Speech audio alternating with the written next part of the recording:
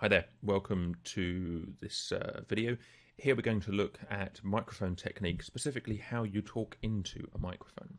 In the other mic technique video, we looked at various ways to improve the quality of the narration. Now, in that video, the microphone was fixed. It was hanging above me, kind of like this, hanging from a frame.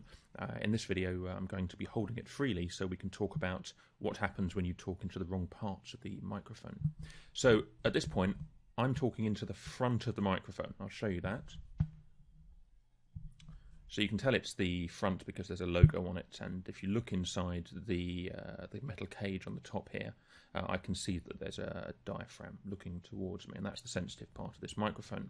It turns out other parts of the microphone aren't so sensitive, and if you're not expecting this, you might find that you talk to the wrong part of the microphone, and then that will impact upon the recording that you have.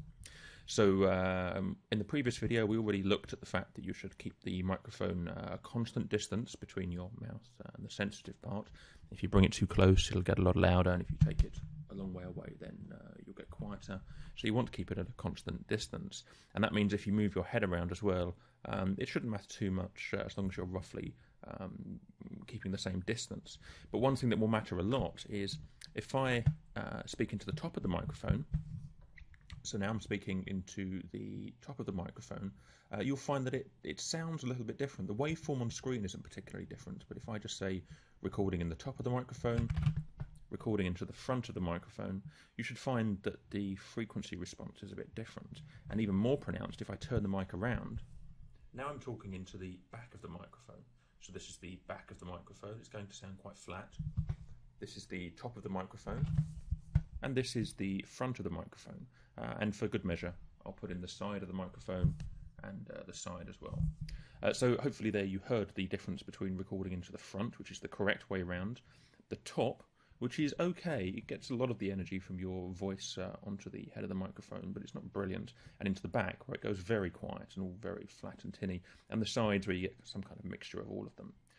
So if you're not sure with the microphone that you've got, some of them are very obvious. They're like a headset. It will clearly have the front of the mic pointing towards your lips. But for a big mic like this, it's not necessarily obvious when you first get it. And if you're not used to the idea that there's a front which is more sensitive, then you might be surprised to find that your recordings have varying quality when you pull the mic out at different times. And that's because you've orientated the mic in different ways between your recording sessions. So have a practice and find out where the most sensitive part of the mic is. Something else to note is that when the mic is hanging down, so if I turn it upside down and then I put it, so normally it hangs above my above the recording frame outside of any video, but if I just bring it down and say that it's there, so my voice is going straight towards it. One thing that can be quite nice is that you angle the mic towards your nose. If I just turn around a little bit, I can have the mic kind of here, pointing down towards my nose, and that means that if I have any strong sibilant, some microphones, another one that I have is very, very sensitive to sibilant. So when I say Sammy the slippery snake, then those S's are incredibly pronounced on the other microphone. On this microphone, not so much, which is excellent.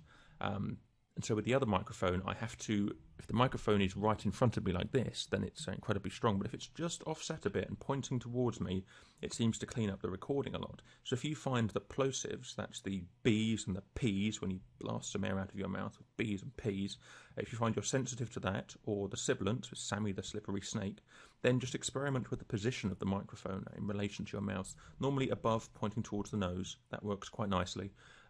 Or right in front of the mouth, depending on how sensitive it is, and just keep a constant distance and a constant volume, and you should find that the quality of your audio recordings are very consistent and very clean. Okay, thanks for watching this video.